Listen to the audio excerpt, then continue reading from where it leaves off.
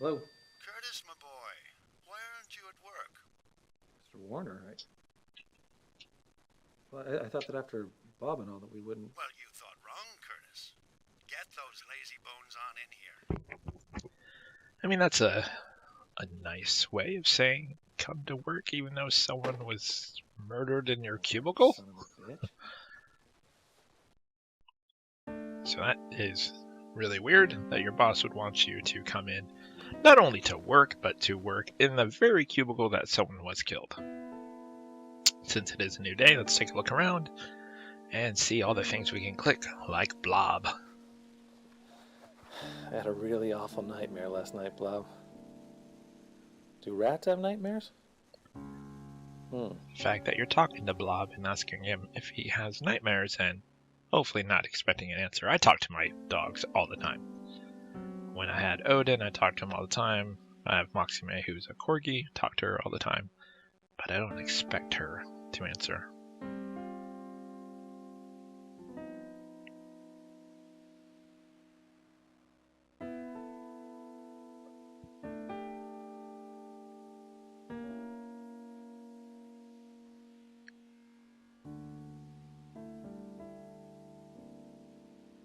Trying to click on the book because I know there is something to triggering it. And there it is. So we're on book 3 because we are on chapter 3.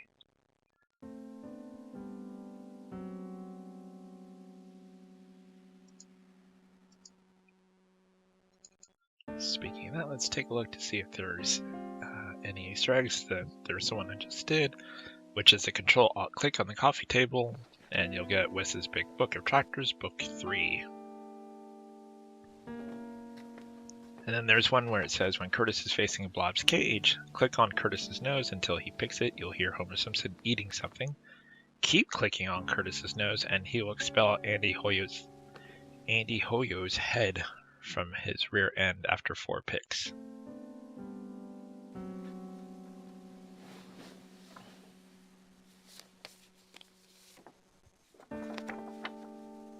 Bridget's Books is proud to welcome best-selling author Adrienne Delaney. Ms. Delaney will be signing copies of her latest book, Coping with Loss. She's pretty.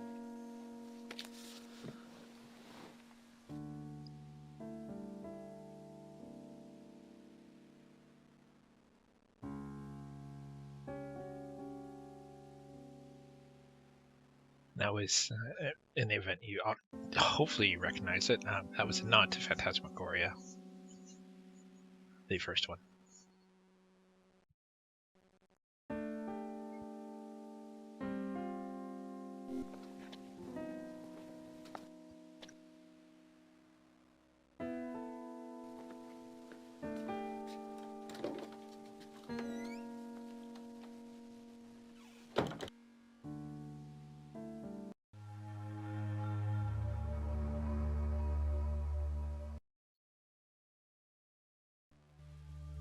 So since we're at WinTech, I'll just go ahead and say there's an Easter egg here. If you go into the network room, which is the door to the right, you click on the screwdriver.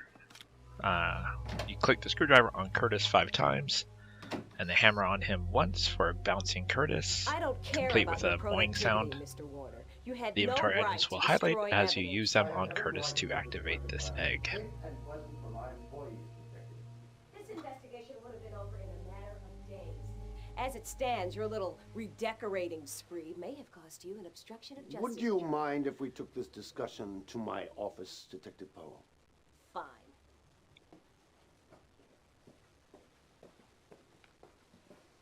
I don't know why Curtis is hiding since he was actually told to come to work.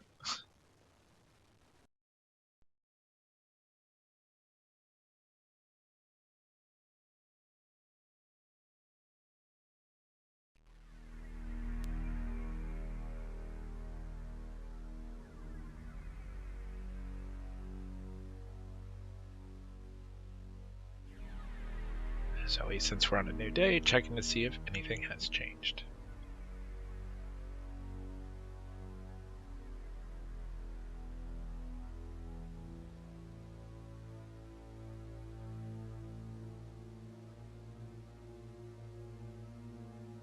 Now, if you look closely, look at the folders and even the file names from time to time.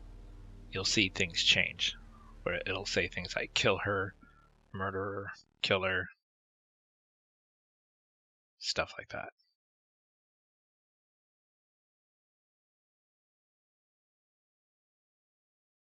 Like right there, it's coming soon.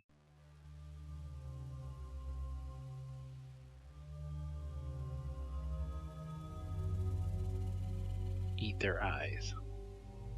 So you'll see the folders will randomly change to rather gruesome things like that.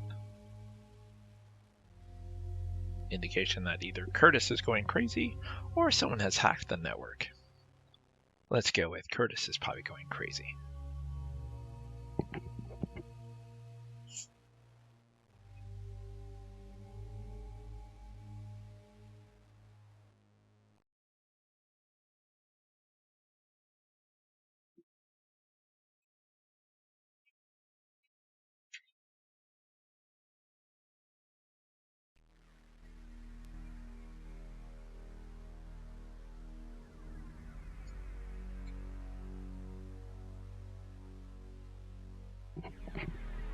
Once again, going through the emails. I do like that when you choose what type of reply you're going to give, you can actually read what he's going to say. And then if you don't like it, you can cancel it and go with a different reply.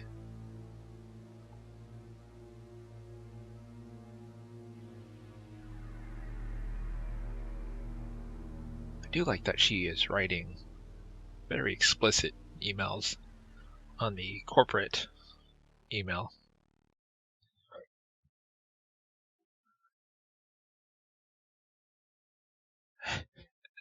And I like that he points that out. I had a really good time too, but maybe we shouldn't talk about that through email.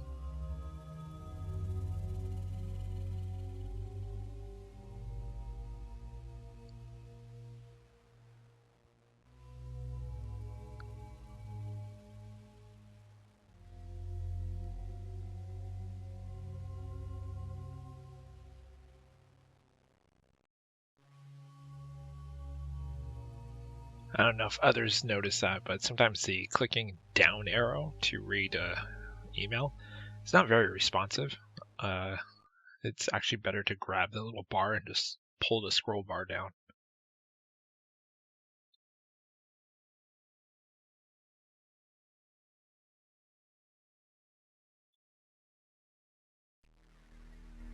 Also, if anyone knows that if choosing different responses will actually generate something different or have any kind of consequence, let me know in the comments for the few viewers that I do have.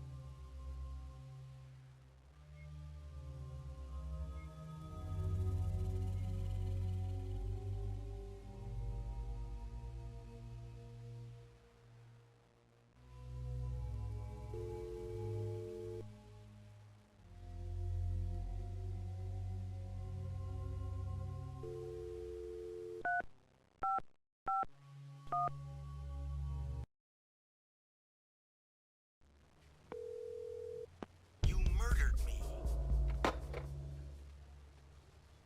So if you call Bob's extension, you hear his voice say, "You murdered me." And then he calls back.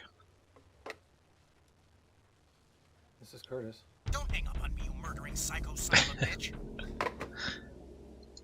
Nothing like having a voice call you back from the beyond.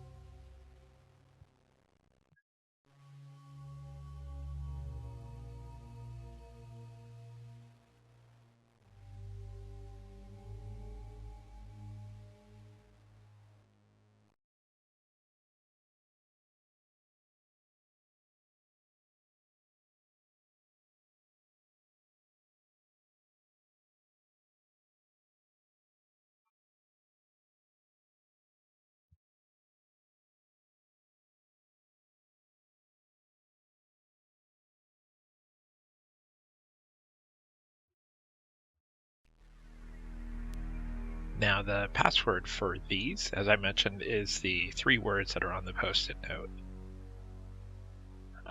But the first password is Carpe Diem, which we saw on the plaque.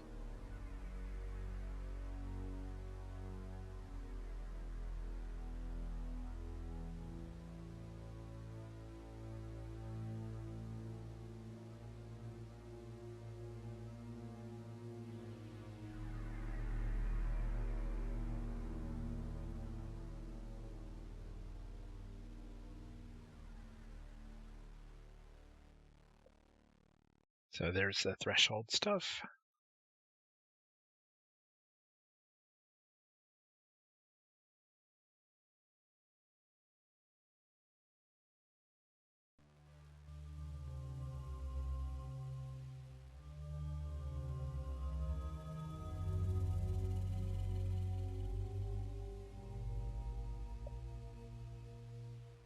So each of these files, it's the inventory, the post-it note, which I was not smart enough to write down, so I will actually need to exit. Look at the post-it note again, and if I was smart, I would write these 3 words down. But I wasn't smart during my game, and I just kept trying to remember what it is, and clearly, I have the worst short-term memory ever. Like, literally, I just saw it, and I only know that the first one is infection, and I already forgot what the other 2 were.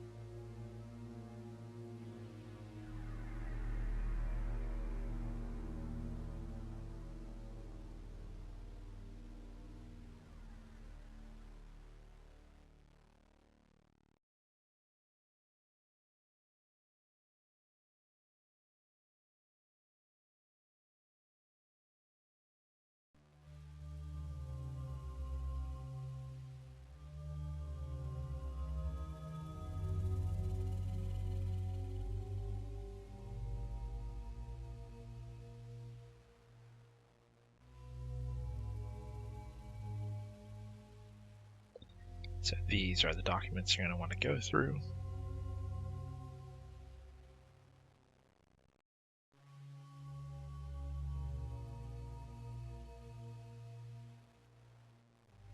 Get some more information as to what is going on with the Thresher project.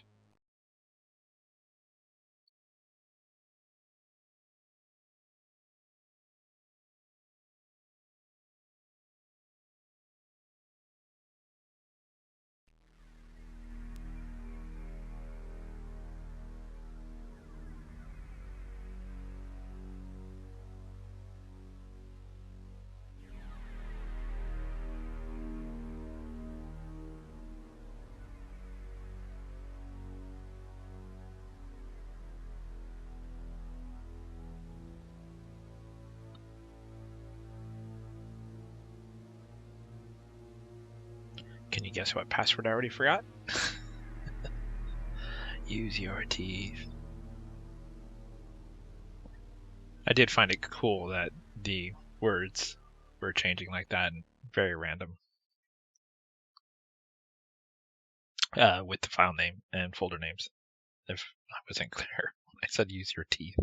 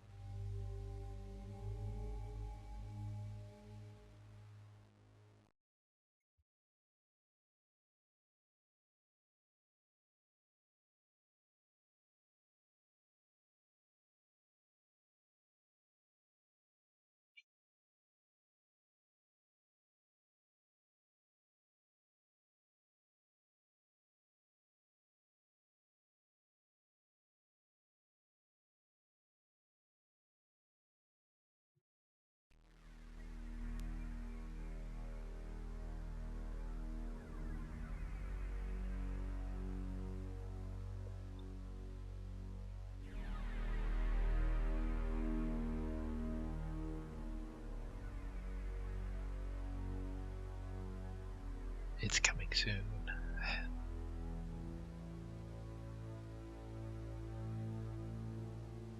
Eviscerator.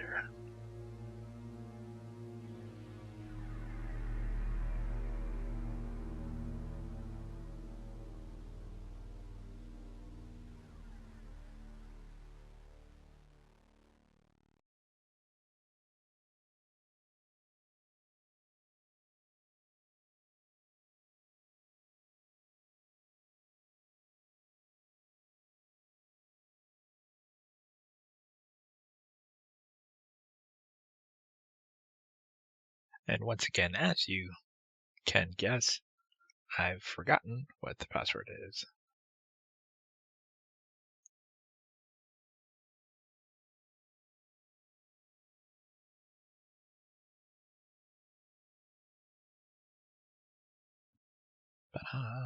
But that time, I'd written it down, so we were good.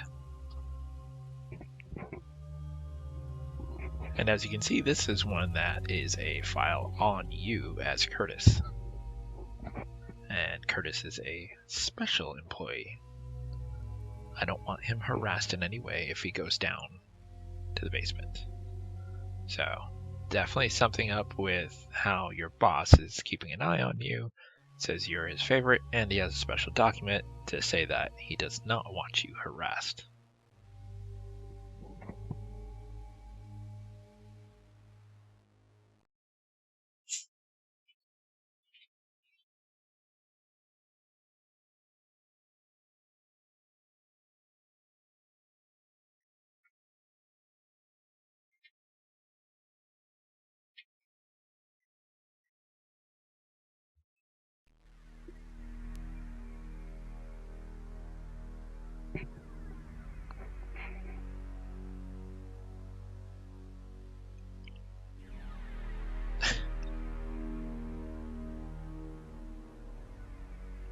I do like that. She's like, if I hadn't blind copied or BCC'd her. Just kidding.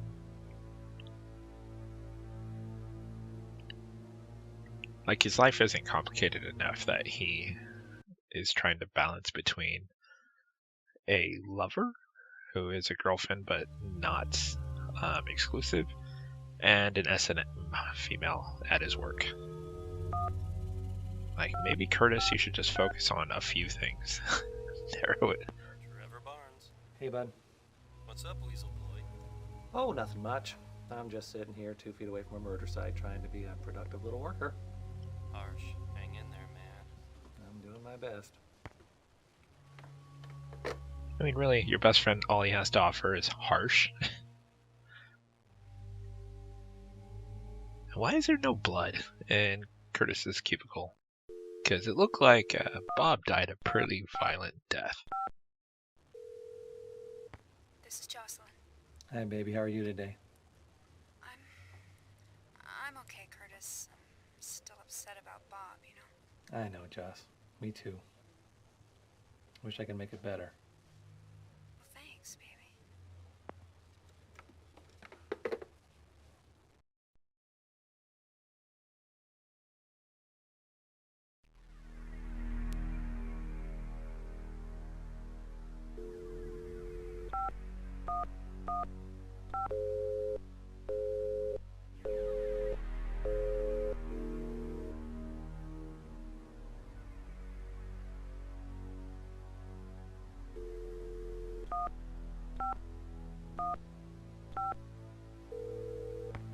Therese speaking.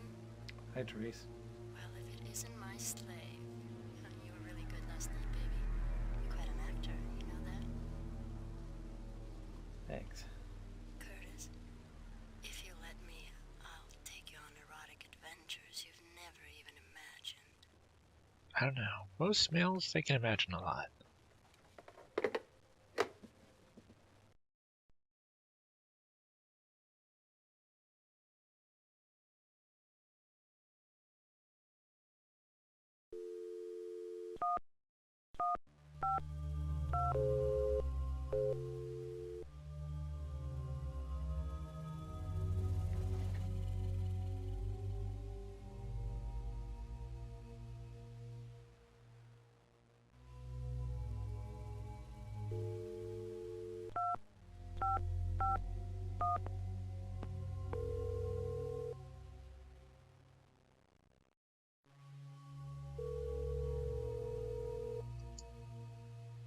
Yeah, that's just what I need. A friendly conversation with Paul Warner.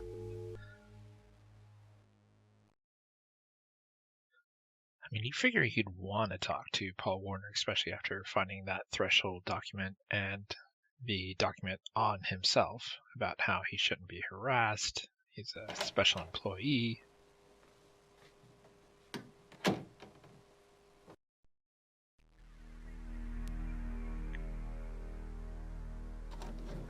Again, I'll mention that one Easter egg in Chapter 3 if you go in the network room. At Wintech, click the screwdriver on Curtis 5 times, the hammer on him once for a bouncing Curtis, complete with a boing sound effect. The inventory items will highlight as you use them on Curtis to activate the egg.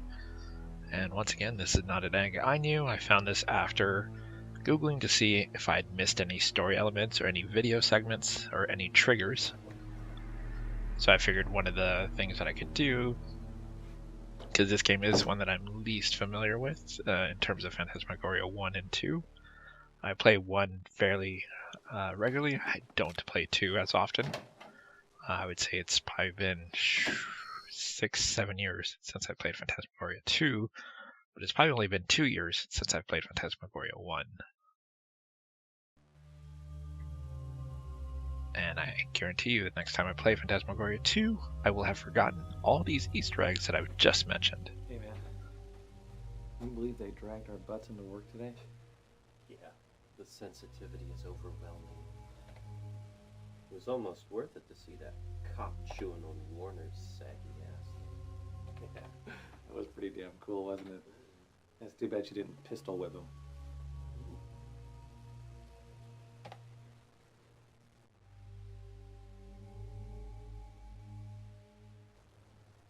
Hey bud, how was your second date with the mysterious Jay, huh? A dud. Big time. I mean, once I got past the sexy eyes, the gorgeous cheekbones, I saw the squid beneath the skin. Oh, what a drag. Yeah, you telling me? He spent half the evening picking apart Bela Lugosi's acting and the other half staring at his own bad self in the bathroom mirror. He doesn't like Bella? Mm-mm. Oh, well, piss on him then. Yeah. I've never had that kind of conversation at work. Well, that's not true. You usually talk about cartoons instead of actual legit movies. You know, I didn't feel a damn thing about Bob yesterday. But today I can't get the poor jerk out of my head. I keep seeing him splattered all over the walls. No wonder, bud. That was really nasty. So, you talk to anybody about it? Yeah, I went to this shrink yesterday. Dr. Harburg. I'm going to see her again today. Cool.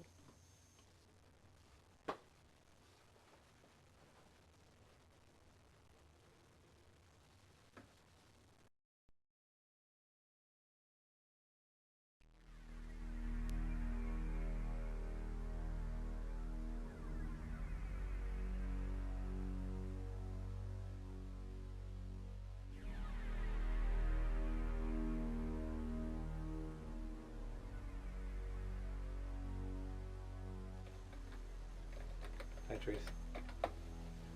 Hi. I sure had fun last night. How about you? Yeah. Yeah, I did too. You'll think of me every time you feel those bruises.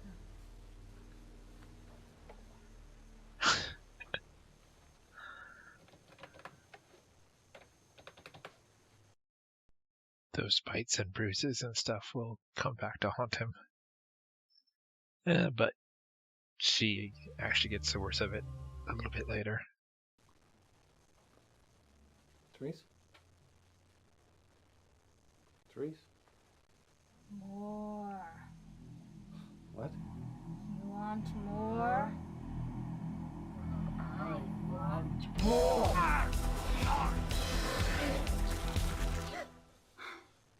Curtis, are you okay? She's one snapping out of something.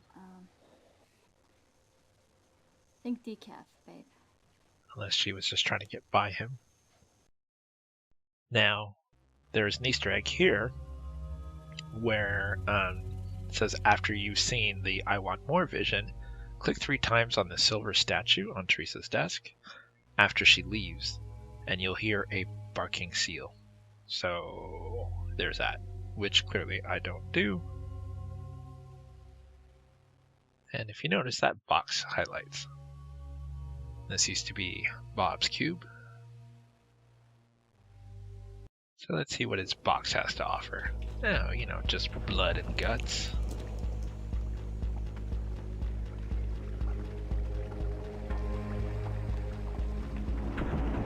More blood and guts. Just boxes of blood and guts.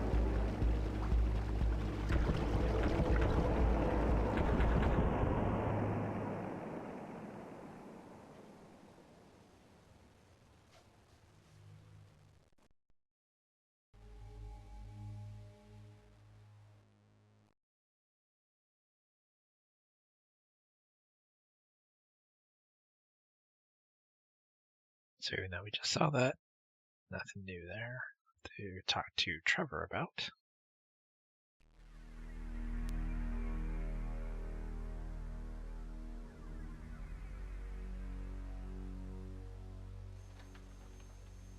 Hi, Joss. Hello, Curtis. Listen, I She am seems a so little sorry angry. about being such a jerk yesterday. I was pretty freaked out, I guess. We all were. She's very forgiving It's now. okay.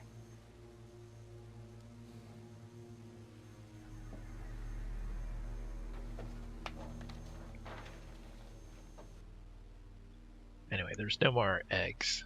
Or, sorry, no more Easter eggs for chapter 3.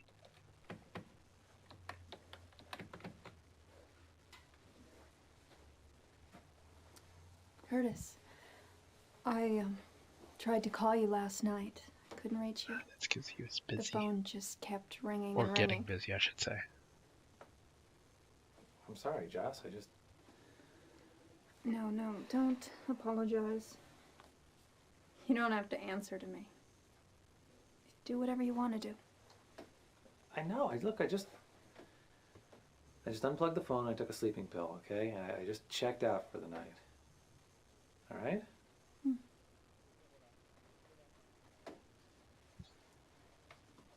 As we know, that is not true.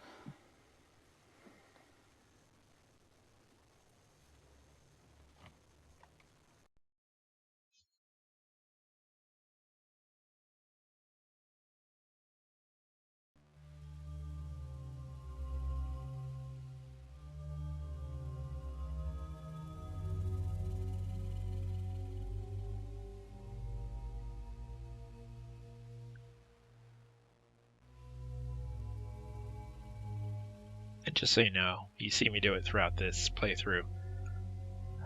Almost exclusively, there is nothing to click on, a normal click on, I should say, that's excluding Easter eggs.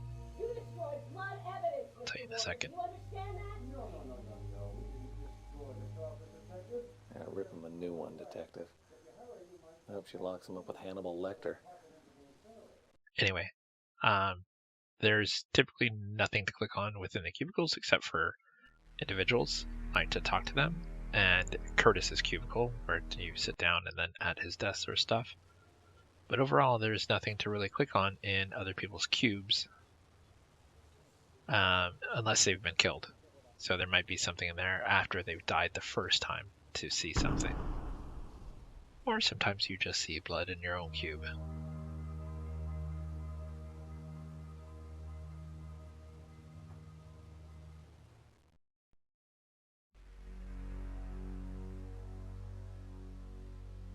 They did a great cleanup job though, because there's absolutely no blood anywhere.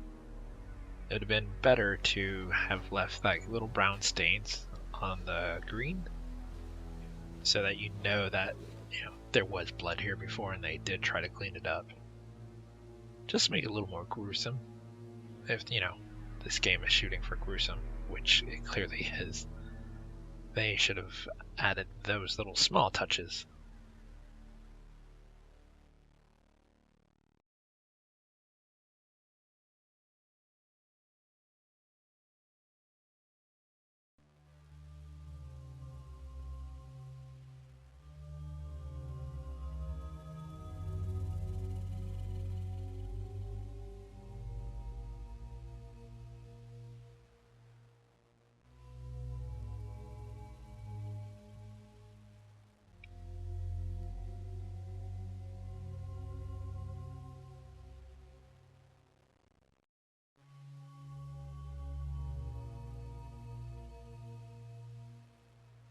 Now we can see the door is ajar.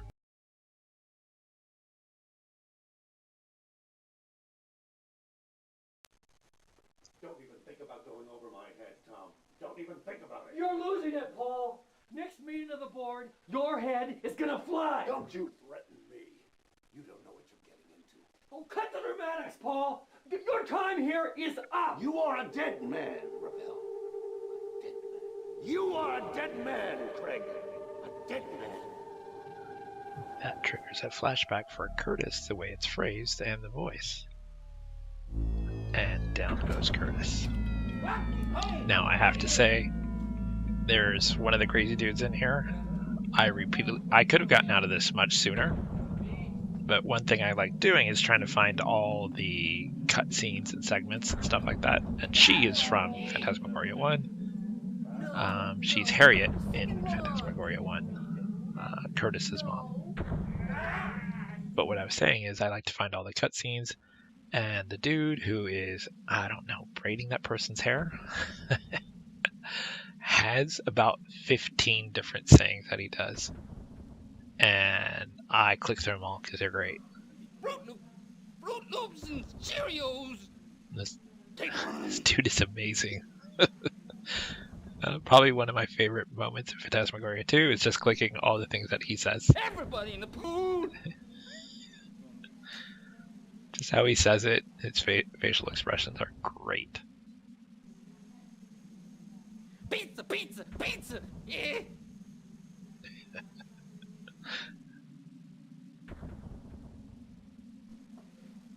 There's my taco salad. There's a. I need to use that thing. There's my taco salad. And say it just like that.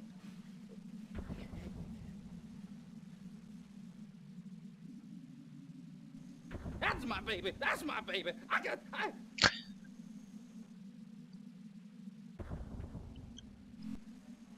Quiet in the back of the room. Quiet in the back of the room. This dude deserves an award for his insanity portrayal.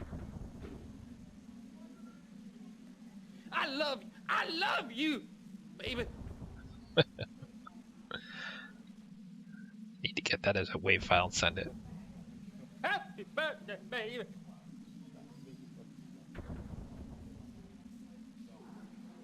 I'm curious if I'm curious if these are all different like takes. Like they probably told him, "Hey, just say something crazy," and they liked it so much, like I did, that they just decided to keep them all. Tasty bits of oats and chewy.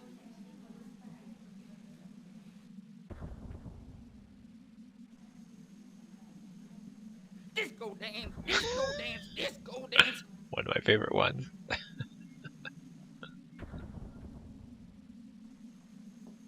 Arabella Fonte went to.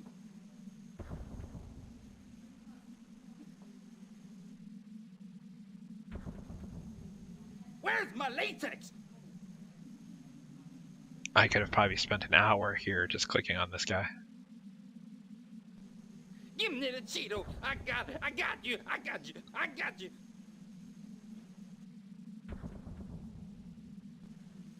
That's my Barbie doll.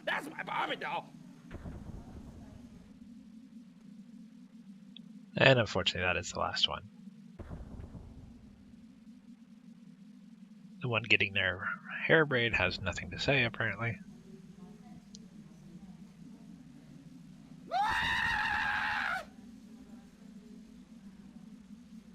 Oh, it's pretty lame. Seems pretty typical. Guy screaming. Whatever.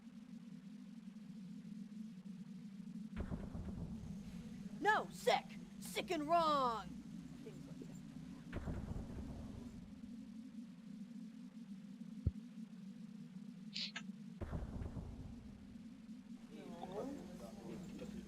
Nurse. Come on, buddy. Nurse, what am I doing? Why am I here? I don't belong here. Shut up, wacko. That's a great nurse. Chicken nugget. He's still in the background.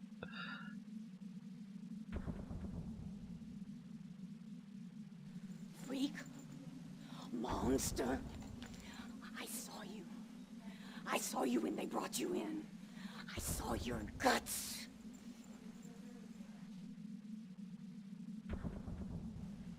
abomination, mutant, freak. I curse you with the Black Death.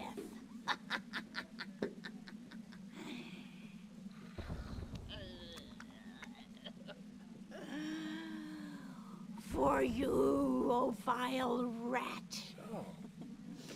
My vile and filthy blood for you. Drink me. Drink me. It was better before she nibbled on her hand, and not because it's gross, but the fact that she identified him as being something different, which we will discover he actually is.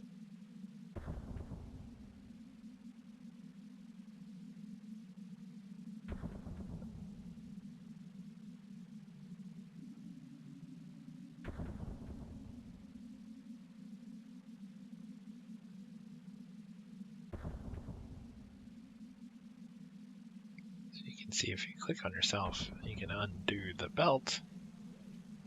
But there's something else you need to do first. Stop that right now or I'll have you sedated.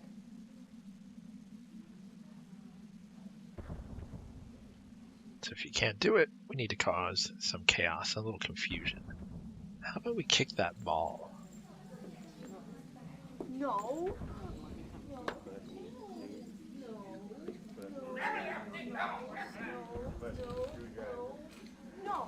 No. No. No. No. No. No. No. No.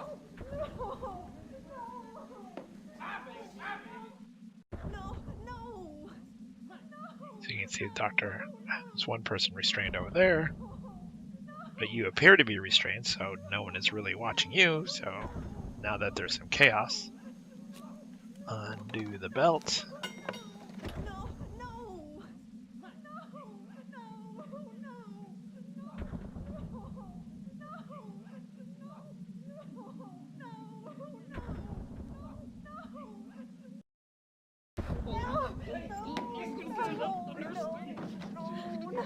Doug, put that one back in his chair, would you?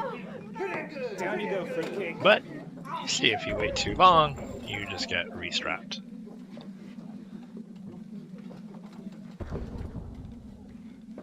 Run, freak boy.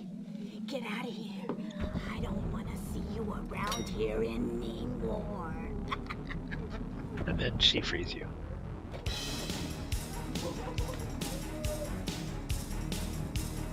Curtis, you've been a bad boy. You have to be punished. Claire!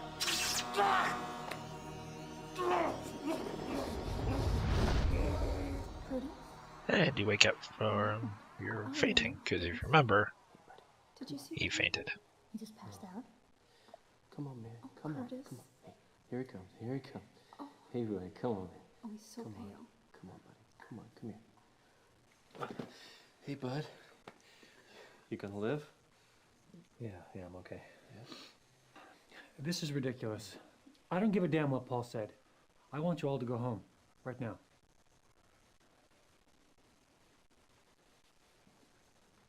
I'm okay. Tom's right, Curtis. You better let him know. You're out of your depth. You look terrible, Curtis. Go home and get some sleep, okay?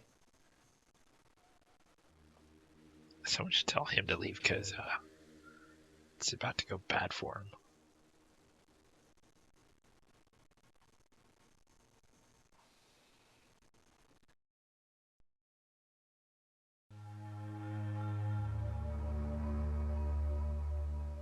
So, I mean, we're told to go home, but we have still clearly other options. But we'll head home first.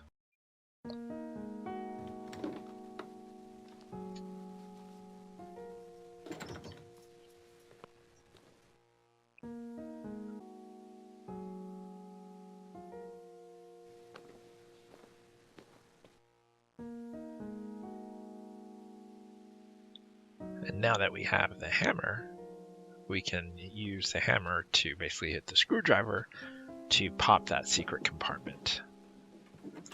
Let's do that.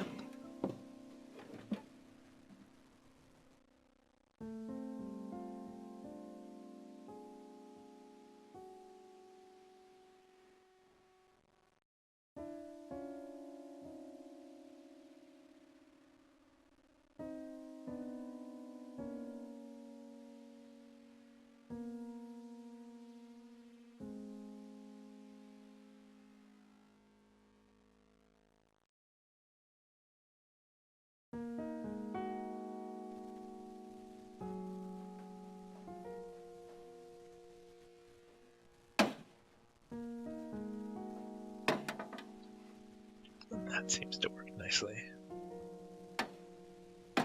Which, again, considering how old that thing looks, I'm pretty sure we could have done that with the screwdriver by itself. But, you know, adventure games. Ooh, a mysterious note. And if you look, the front of it does look like it says Bob on the box.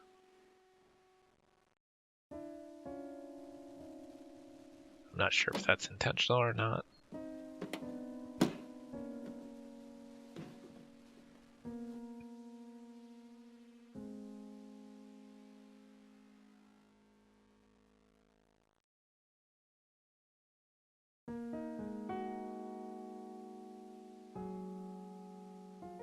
And it says, Dear Curtis, if you're reading this, I am dead.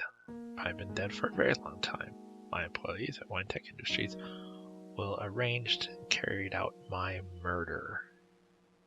I know this is going to happen. I cannot avoid it. Before they come for me, I must confess to you, my only son, that Winetech has been experimenting on forces that they can't possibly control. He's ashamed to be a part of it. But it was great working on something of this magnitude. The Threshold Project itself is not an evil thing, Curtis, but as long as it's in the hands of Paul Warner and Winetech, nothing good can come of it. They've done horrible things, Curtis. People have died. I've tried to quit Winetech to take you away, leave, but they won't let me. They have threatened your life, Curtis. You probably are a man now, or very nearly a man. You will have been raised bosom of Winetech, a child of this monstrous corporation. I hope they've been kind to you, but now you must leave here, Curtis. Get as far away from Winetech as you can. Live, love, enjoy life, and never think about them or me again.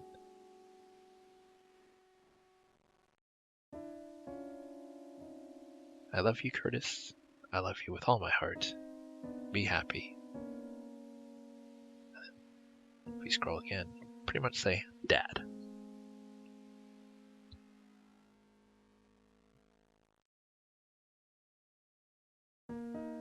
So at some point, your father must have known that you were going to be resourceful enough to eventually find your way into that closet, to find that box, and to be able to pop that off. Now the question is, if this was your father's, why did he have your dress in there? Or, well, the dress your mother put on you when you were like 5 years old. It seems like an odd thing for a dad who's so proud of his son to have kept. Maybe that's just me.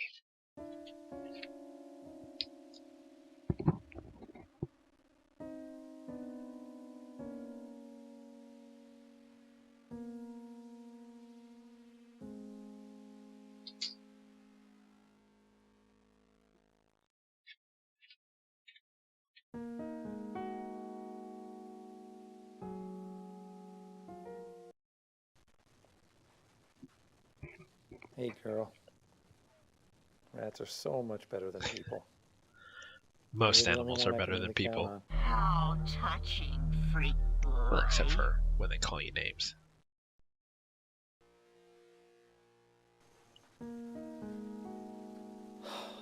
Relax, Craig. It's only Blob. The only thing that loves you. Technically not true, because I'm pretty sure Joyce loves you too, but you're just too blind to see it, Curtis.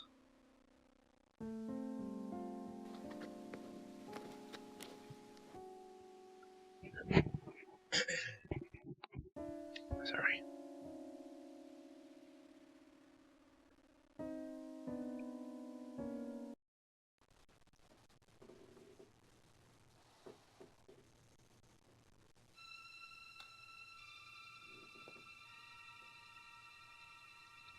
I will say probably because it was much easier to do this that Phantasmagoria 2 does have the benefit of using far less like blue or green screen. Like they're actually filmed on scene. Like he's actually really in front of a mirror and stuff like that. It's not like all green or blue screen, which Phantasmagoria 1 was. But Phantasmagoria 1 is this massive estate, right? So they probably had to blue screen / green screen that because Sierra didn't have access to a massive estate that they could have used to replicate this kind of game for Phantasmagoria 1. Like this is probably easily filmed in, they could have rented a hotel for a day. That could have been quote unquote Curtis's house. Or it could have been just someone's apartment that worked at Sierra that was willing to let their apartment be used.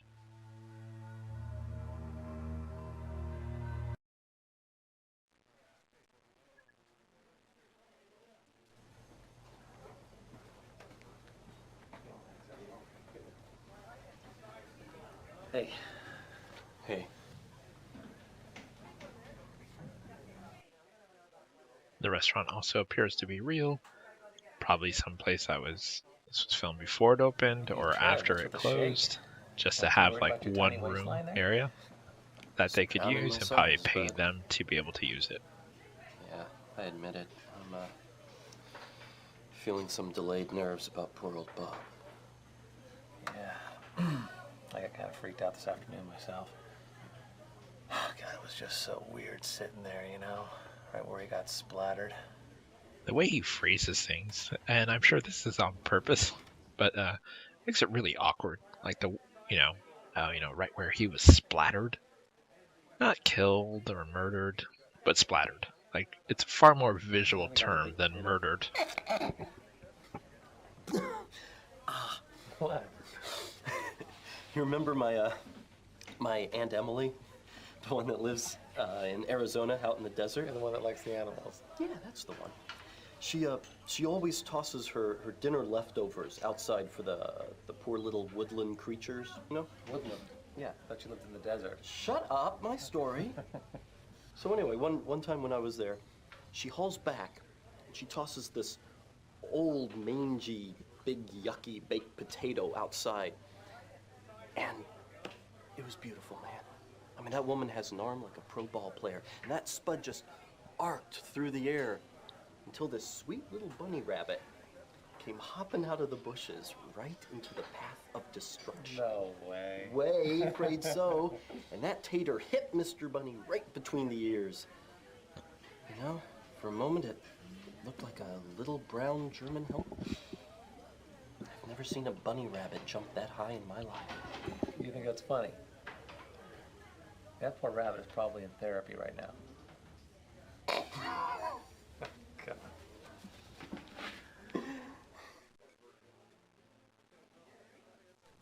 Trev, seriously, have you ever had really horrible thoughts? Well, like what? Could you define horrible? Wanting to kill someone? Trev, I wanted to kill Bob. Every time he laughed at me, I just wanted to fucking kill him. Yeah. Everybody feels that way once in a while, man. Don't worry about it. It's true, because next person who ends up murdered is someone that was actually nice to Curtis. I've got a date for dinner. Someone new? Well, tell me about him. No. Okay, his name's Mike, and I met him at the pre-Raphaelite exhibit downtown. And he's smart and funny and cuter than hell. That's great. We'll have a good time. I'm gonna try. I do think it's interesting that both in Phantasmagoria 1 and Phantasmagoria 2, and probably every FMV game, even though days are passing by, no one ever seems to change clothes. Like, everyone is wearing the same clothes they wore on day one. Hello, Curtis. How are you? I'm okay, Doc. And that's probably just for the sake of making it easy to film different scenes and not needing to change every time, because nothing is probably ever filmed in order. Let's talk. Like, all the psychiatrist scenes are probably all filmed, for day 2, 3, 4, 5, 6, or whatever are all filmed at the same time versus filming it in order. So he would need to change every single time to change. So it's probably easier just for everyone to maintain the same clothes. It's just when you think about it, it's just odd. And this is where we learn that Curtis's mom was quite the bizotch. But again, is it because she's crazy and she saw what Curtis really was? Did she torture you, Curtis? Curtis! This part is crazy. Come here, monster. See how she keeps calling him a monster? What's under that crawling, slimy skin Slimy of yours? skin. It's all references to stuff that'll come out later. So I believe in her insanity, she was actually able to see the truth. You survived it. You're here, Curtis.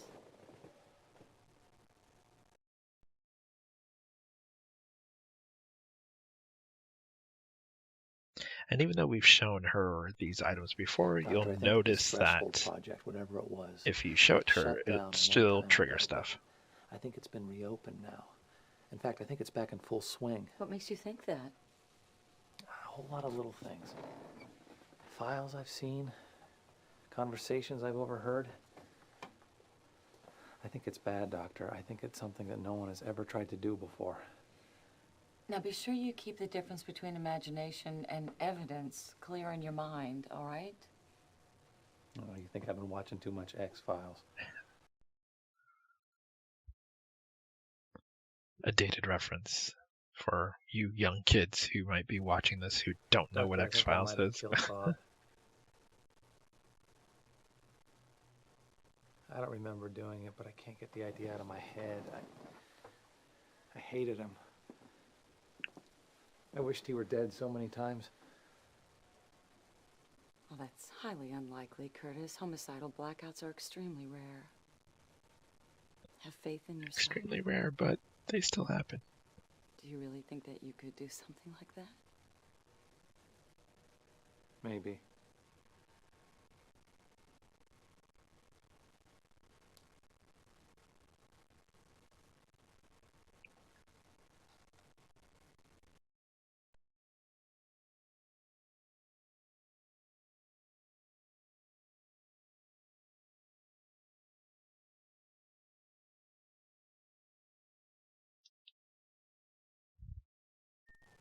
On this date with Therese last night, I got my navel pierced. This S&M club on stage in front of a room full of people. Is that something that you wanted to do? I don't think so. I don't know. I just wanted to be controlled at the moment, you know? I wanted Therese to do things to me. But when it was over, my feelings totally reversed. I wanted to control her. How exactly did you want to control her? It was weird. When I got off the stage, she was right there, and I just pounced on her, and I picked her up, and I took her into a bathroom, and we just did it. We just did it like a couple of animals. And how did she react to that? She absolutely loved it. I thought she was going to break me in half. Curtis, did you ever consider that maybe she was the one in control of everything? She got exactly what she wanted. Well, but you're probably right.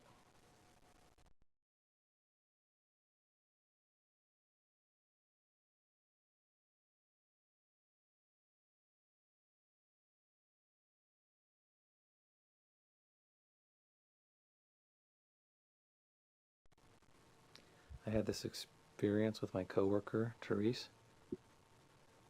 The sex was savage.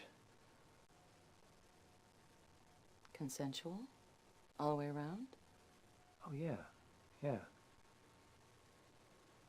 But, Doctor, She brought out feelings in me that were frightening. I do like that pan Wild, almost that they do right violent there. feelings. I felt like anything I wanted to do to her, anything I could dish out, she could take it. It's cool because they very rarely move the camera during the FMV. It's usually just focused on one person, and they move to whatever they're going to do. Like they'll move into the hallway, they'll come out of the room, stuff like that. They rarely actually move the camera during the FMV scenes. Hating me. And then here we go, like another slow move, which is so really weird. cool. I like that. It really intensifies as he's talking. Withdrew. And he just kept looking at me with those sad, sad eyes. Did he protect you from your mother's irrational rages? He tried. Not hard enough. Oh, she hurt me. Oh, she hurt me so bad.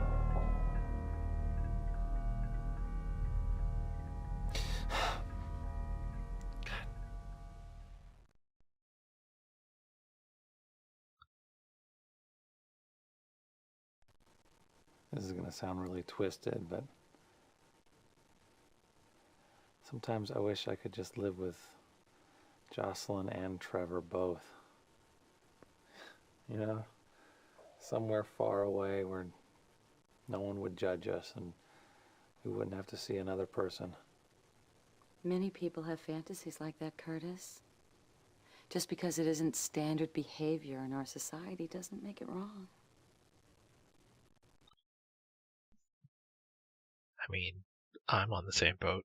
Probably not in the same type of relationship, but I'd love to take some of my closest friends and just move away to an island and get away from most of society. Father left me. Listen to this. I, however, don't think I'm crazy, and I've not had the messed up life that Curtis has had. I've actually had a pretty good life overall. Nothing good can come of it. Just mostly I'm an introvert. It's beyond the scope. Jesus, Doctor, does it sound like a crazy man wrote this? I don't think so, Curtis. It sounds perfectly rational to me. Everything sounds rational to her.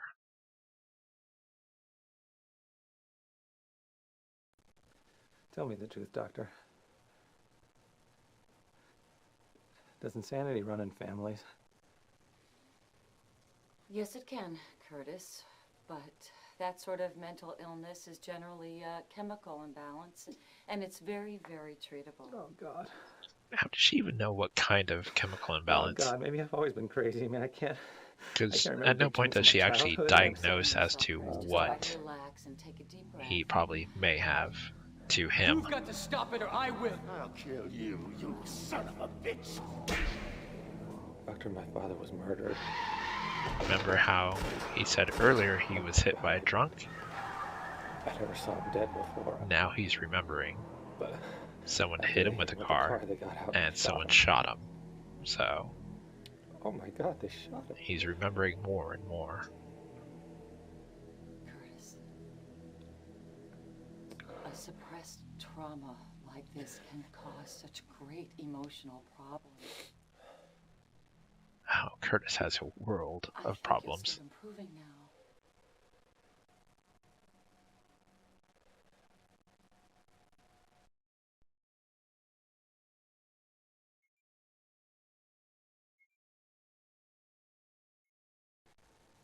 Doctor, why did you want me to come back again today? That's not your standard policy, is it? No. No, it isn't, Curtis, but I can tell that we have a lot of work to do together. And I wanted to get the groundwork done right away. Is that all right? Fair enough. I think we made some wonderful progress today, Curtis. I'd like to see you again next week, but please don't hesitate to call if you need to talk, okay? Keep in mind that she said that. Bye-bye.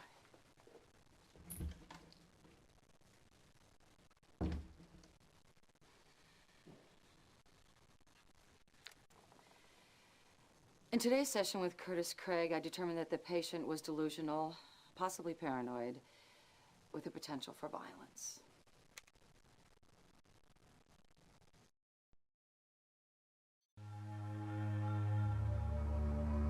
So now that we've gone to dogs, we can't go back there. But the Dreaming Tree, Winetack, and Borderline are all available. So let's go to Dreaming Tree and see if there's anything there. It looks like it's just the waiter who we can talk to. Hey man, don't you ever have to go to work? Now we got sent home. I guess management finally figured out that guys getting murdered in the office is bad for productivity. Wow. So you like having bad dreams about that dead guy or what? No. I'm having bad dreams about everything else. You know, when my hamster Louie died, I'd have these nightmares where he'd come in through my window at night, only he was like the size of a pit bull, and he'd be drooling and he'd singing, "Who do you love?" Scared the hell out of me, man. I mean, that is a pretty creepy dream, to be fair.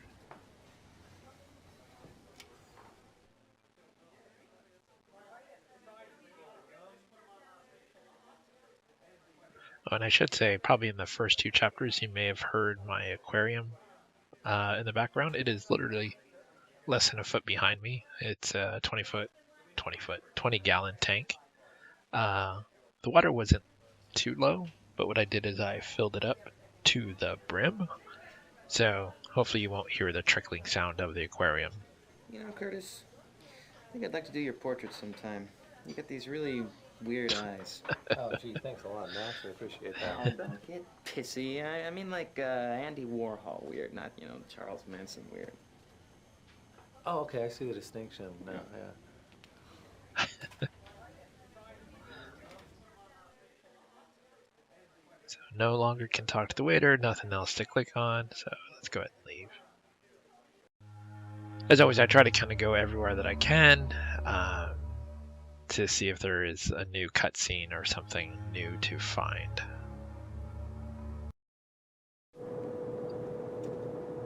Teresa in here right now, big time. Whatever, I want to come in anyway. Suit yourself. So now that you've been there before, apparently they know you, and you've got the name of Big Time.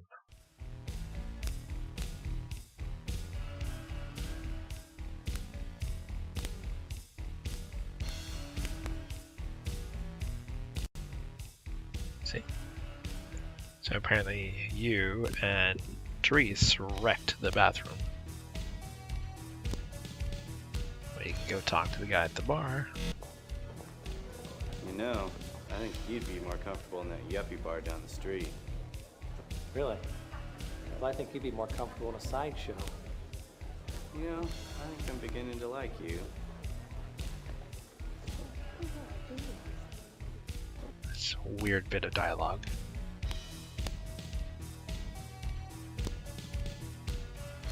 There are weird things like that that sometimes I'm like, well, why was that even added? So if you look, she's not at the chair.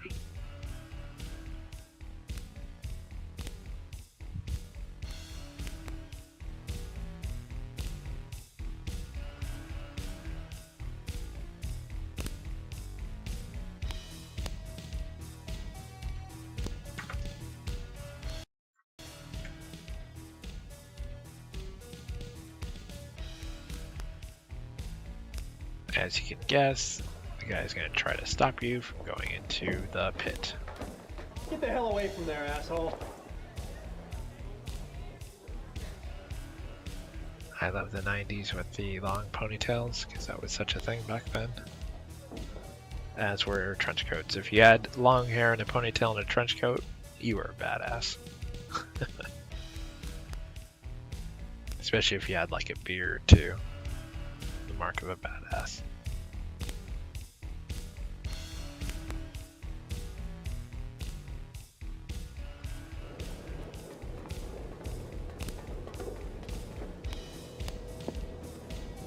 I do like that every time he goes inside, he takes off his glasses so he doesn't appear nerdy at the S&M.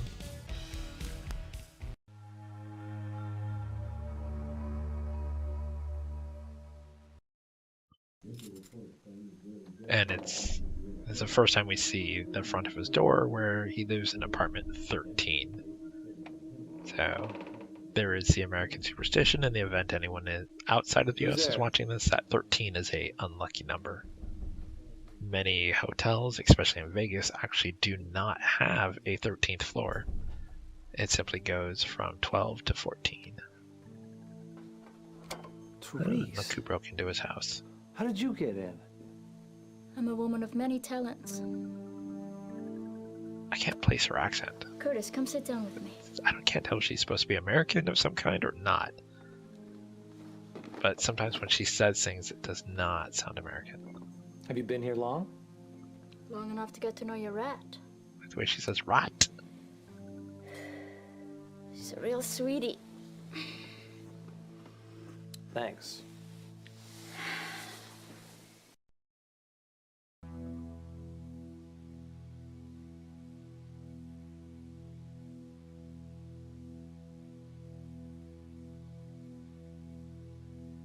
Rest assured, she cares about only one thing. There's only one reason to break into someone's apartment like this and be really creepy about it.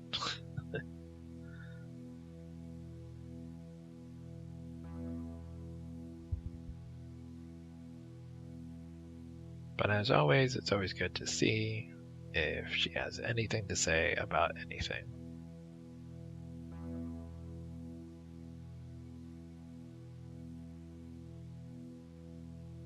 And it would appear she doesn't. So it's just conversation.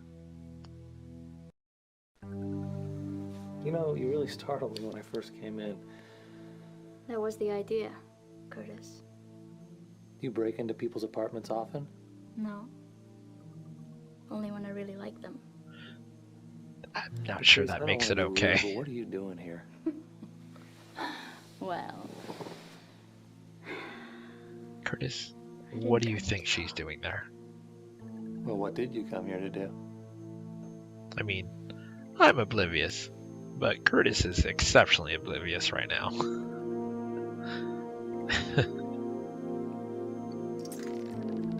I'm not so sure about this, Therese. Do you love that that's how it cuts to, is him in chains, and he's like, I am not too sure about this. Now, I tried a number of things, whatever.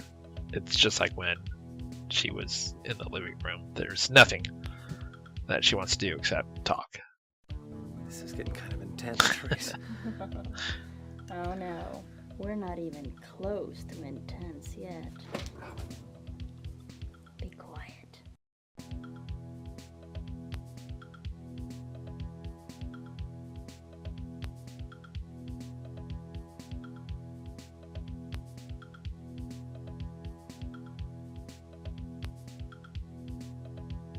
And honestly, I don't know how you would show her any of these inventory items while you're chained up. Therese, please, I want to touch you. I said be quiet, slave.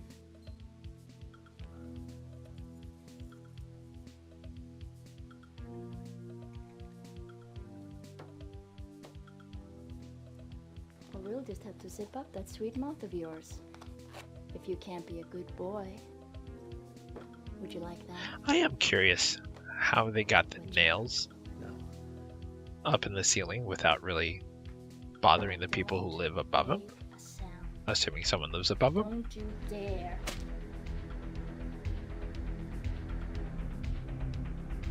I think you're a good boy, Curtis. A very good boy indeed. So, you know, just seeing what appears to be his dad trying to kiss him. Most seriously, Mr. Warner's. And as you can guess, we're nearing the end of a chapter, and something bad is about to happen. The mental and physical well-being of all employees under his management. There. That ought to be enough to fry your ass, Warner.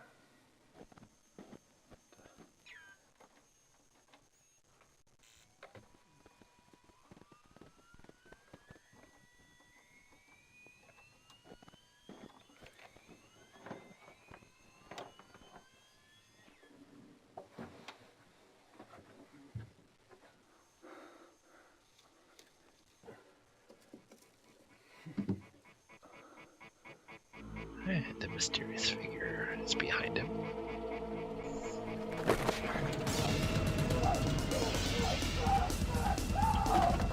And sledgehammer. And we saw the sledgehammer in that one room behind the tiny door. Alright, so